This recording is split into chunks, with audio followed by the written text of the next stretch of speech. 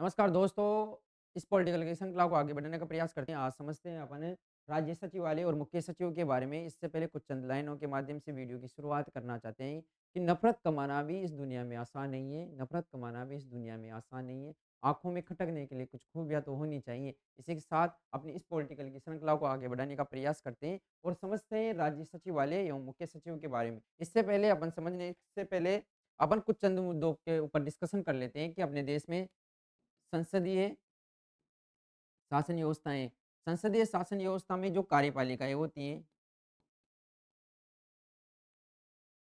एक कार्यपालिका कितनी प्रकार की होती है? 2 प्रकार की होती है। पहली कार्यपालिका तो होती है स्थायी कार्यपालिका और एक होती है अस्थायी कार्यपालिका। जो स्थायी कार्यपालिका होती है, वो नौकरशाही होती है। यानी कि जो इनका जो चुनाव है वो परीक्षाओं के माध्यम से होता है। यानी कि जो भी सिविल सर्विस वगैरह होते हैं वो उनका जो चुनाव है परीक्षाओं के माध्यम से होता है। जो अस्थायी होती है वो प्रत्येक 5 वर्ष में गठित की जाती है। प्रत्येक 5 वर्ष में यानी कि कौन-सी होती है अस्थायी? मंत्रिपरिषद होती है, ये अस्थायी नहीं रहती है। तो जो अपने संसदीय जो सचिव हैं उसी को पढ़ने से पहले अपन ने जो जिस प्रकार की ये संरचना समझी जो कि कार्यपालिका जो कि स्थायी होती है और अस्थायी होती है, जो 2 प्रकार की होती थी। तो इसमें से जो स्थायी कार्यपालिका है, जो कि नौकरशाही के तहत स्थापित की जाती है, उस नौकरशाही के तहत स्थापित की जाने वाली में आज जो मुख्य सचिव हैं, वो एक तरीके से स्थायी कार्यपालिका का रूप मान सकते हैं अपन स्थायी कार्यपालिका का रूप मान सकते हैं। जबकि अस्थायी कार्यपालिका कौन होते हैं? मंत्रिपरिषद होते हैं। क्योंकि इसका जो विघटन है, वो प्रत्येक 5 वर्ष में हो जाता है। इसलिए ये अस्थायी कार्यपालिका है और कार्यपालिका का कार्य क्या होता था? कानूनों का कानूनों को लागू करना। कानूनों को लागू करना किसका कार्य होता था? कार्यपालिका का होता था। तो इसी के संदर्भ में आज अपन पढ़ेंगे जो कि राजस्थान के राज्य सचिवालय और मुख्य सचिव यानी कि इसका क्या-क्या कार्य होता है? कौन-कौन से महत्वपूर्ण तथ्य यानी कि ध्यान रखने हैं अपन को परीक्षा के माध्यम से और इस चैप्टर को अपन पढ़ने का प्रयास करेंगे, समझने का प्रयास करेंगे। तो देखते हैं अपन राज्य सचिवालय और मुख्य सचिव के बारे में।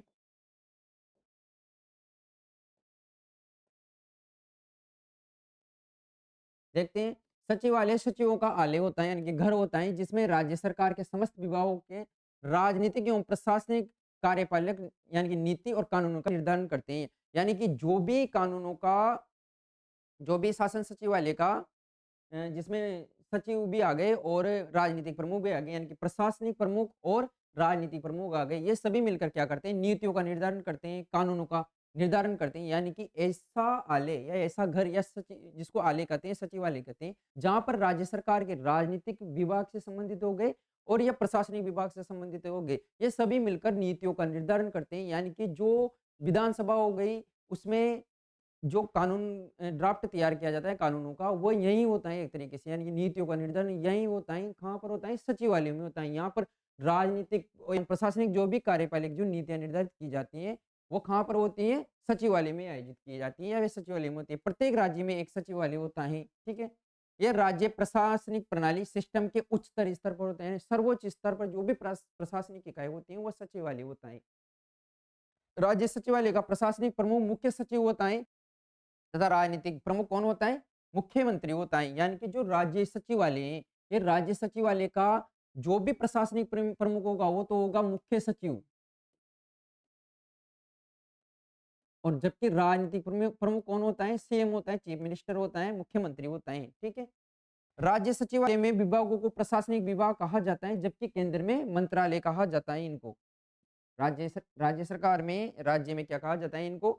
राज्य सचिवालय में विभागों को प्रशासनिक विभाग कहा जाता है, जबकि केंद्र में यही स्थिति केंद्र में मंत्रालय के नाम से जानी जाती है।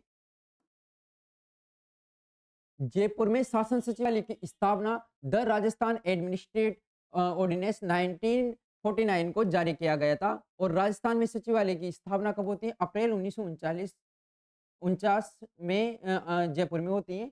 उसके बाद राज्य सचिवालय की संरचना किस प्रकार से होती है? राज्य सचिवालय की जो संरचना है उसमें कौन-कौन से सचिव होते हैं? किस प्रकार की उनकी संरचना बनी होती है? चाहे वो राजनीतिक रूप से देखते थे या फिर प्रशासनिक रूप से किस प्रकार की उनकी संरचना होती है उसके बारे में देखते हैं। प्रशासनिक संरचना कैसी होती है? मुख्य सचिव होता है सर्वप्रथम तो ऊपर ही ऊपर, लीडर टॉप पर। अतिरिक्त मुख्य सचिव होता है, उसके बाद संबंधित विभाग का प्रमुख शासन सचिव होता है, उसके बाद विशेष अतिरिक्त सचिव होते हैं, उसके बाद उप सचिव होते हैं, सहायक सचिव होते हैं, अनुभाग अधिकारी हो गए। तो ये जो अपने संरचना पढ़ी प्रथम में, ये प्रशासनिक हो गई। यानी कि सचिवालय की प्रशासनिक संरचना हो गई। इसके बाद अन्य प्रशासनिक संरचना में अन्य निचले-निचले स्तर पर मंत्रालय कर्मचारी भी आते हैं। अब इसकी जो सचिवालय की जो संरचना है, इसको राजनीतिक रूप से भी देखते हैं अपन, क्योंकि सचिवालय में राजनीतिक प्रमुख भी होते हैं और शासन के जो प्रशासनिक प्रमुख भी होते हैं, दोनों से मिलकर सचिवालय का निर्माण होता है।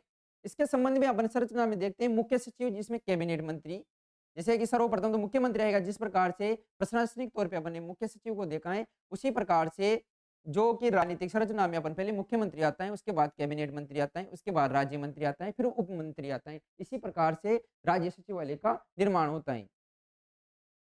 इसके बाद मुख्य सचिव के बारे में देखते हैं अपन, चीफ सेक्रेटरी के बारे में। मुख्य सचिव का पद 1799 में गवर्नर जनरल लॉर्ड वेलेस्ली की लेकर आए थे। यानी कि जब देश आजाद भी नहीं हुआ था तब से ही इस जो ये पद था तब से विद्यमान था, इसको लॉर्ड वेलेस्ली लेकर आता है।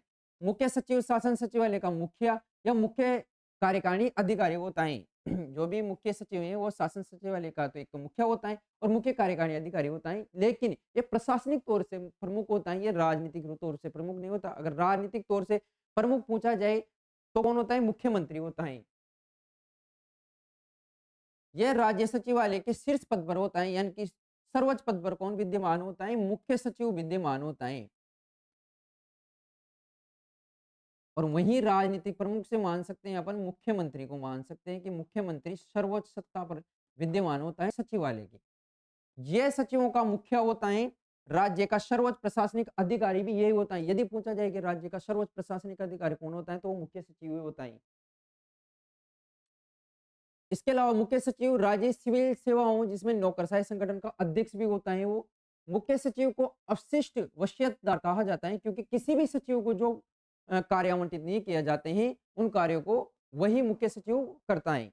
मुख्य सचिव राज्य प्रशासन का किंग पिन होता है, यानी कि बहुत ही महत्वपूर्ण पद माना जा सकता है, जो नीति निर्माण करने, नियंत्रण स्थापित करने, प्रशासनिक नेतृत्व में सर्वाधिक महत्वपूर्ण भूमिका निभाता है। यानी कि एक महत्वपूर्ण प्रशासनिक पद मान सकते हैं अपन मुख्य सचिव को। और इसकी नियुक्ति मुख्यमंत्री के द्वारा की जाती है। वरिष्ठ आईएएस अधिकारी होते हैं, उनके बारे में भी अपन आगे देख लेंगे। मुख्य सचिव का जो चयन है वो किस प्रकार से होता है? इनकी नियुक्ति मुख्यमंत्री के द्वारा होती है। जो संबंधित राज्य का मुख्यमंत्री रहेगा वही इनकी नियुक्ति करेगा।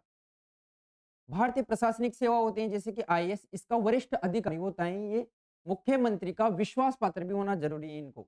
मुख्य सचिव का कार्य एवं कार्यकाल देख लेते हैं। मुख्य सचिव का कार्यकाल मुख्यमंत्री के प्रसाद पर्यंत होता है, यानी कि मुख्यमंत्री जब तक चाहे ये पद पर बने रहते हैं। लेकिन इनके आयु के सबूत के आधार पर आयु के सामान्यतः आयु के आधार पर देख लेते हैं कि 60 वर्ष तक अपनी मुख्य इसके 60 वर्ष तक अपने पद पर बना रहता है। लेकिन इसका विश्वास पात्र मुख्यमंत्री का होना आवश्यक है। सामान्यतः ये देखा जाता है जैसे मुख्यमंत्री बदल जाते हैं, मुख्य सचिव भी बदल दिए जाते हैं।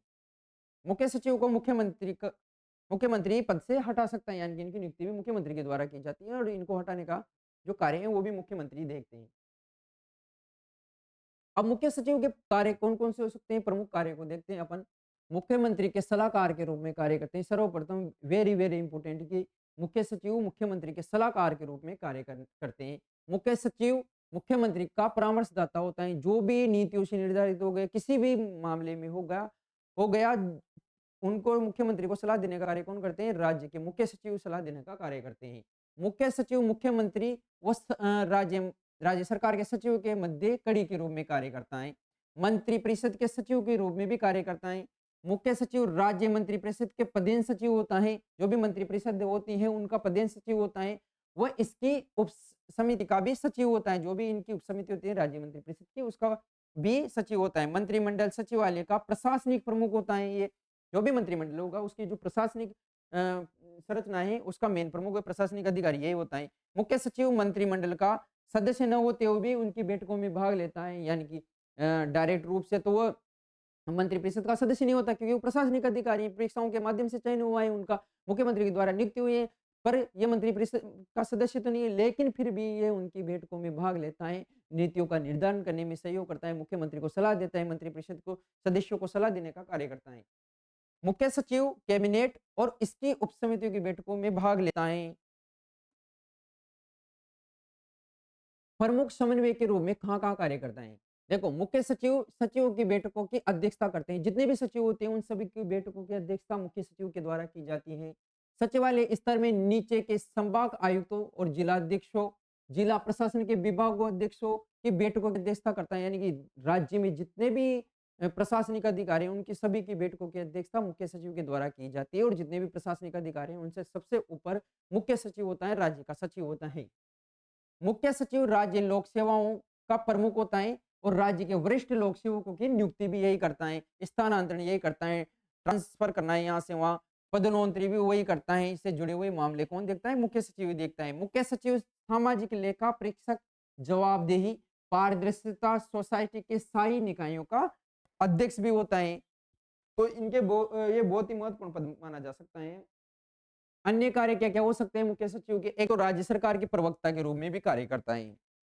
किसी भी मुद्दे पर कोई सरकार की ओर से कोई बयान जारी करना हो, किसी भी मुद्दे पर सफाई देनी हो, कोई भी विभाग से रिलेटेड यदि कोई जानकारी देनी हो, तो वह मुख्य सचिव ही देता है। राष्ट्रीय विकास परिषद की बैठकों में भी भाग लेता है।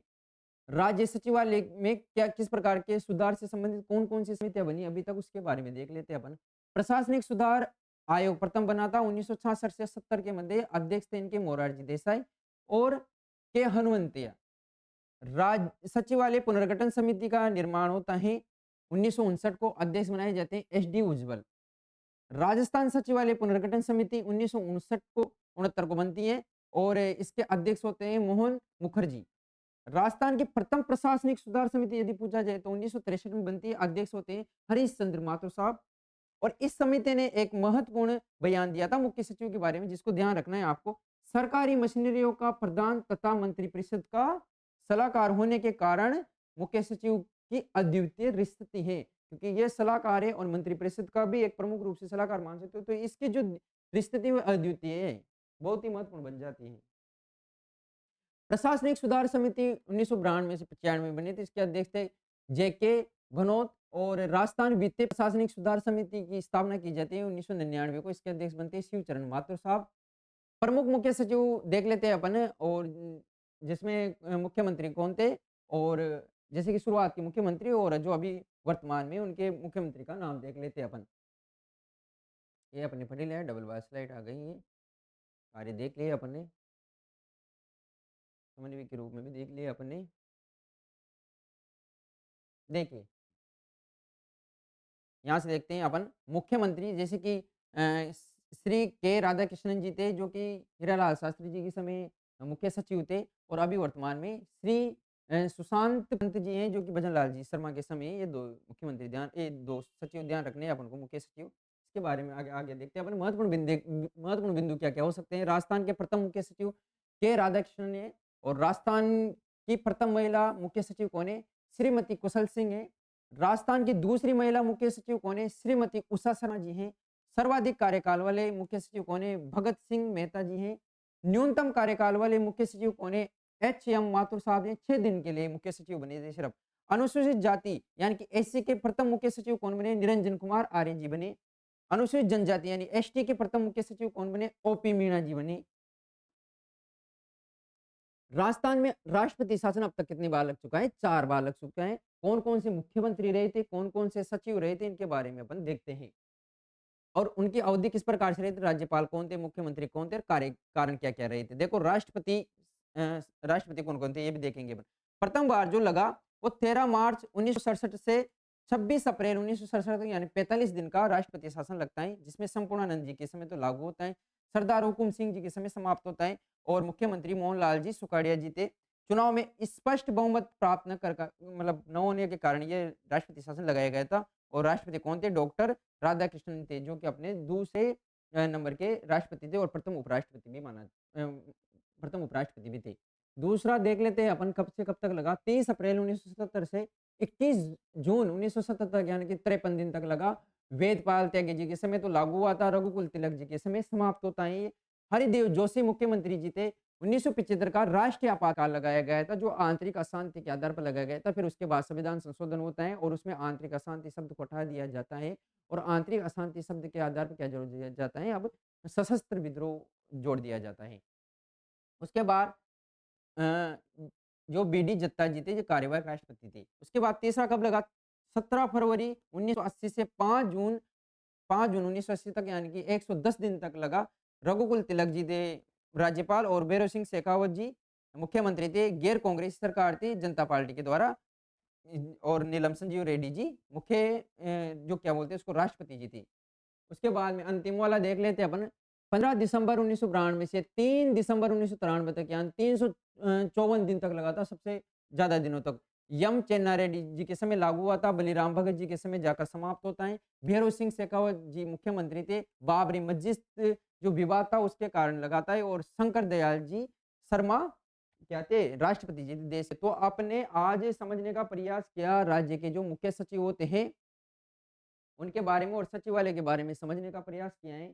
आगे आने वाले वीडियो में अपन राजस्थान से रिलेटेड, पॉलिटिकल से रिलेटेड सारे टॉपिक को क्लियर करेंगे, और बने रहे हमारे साथ।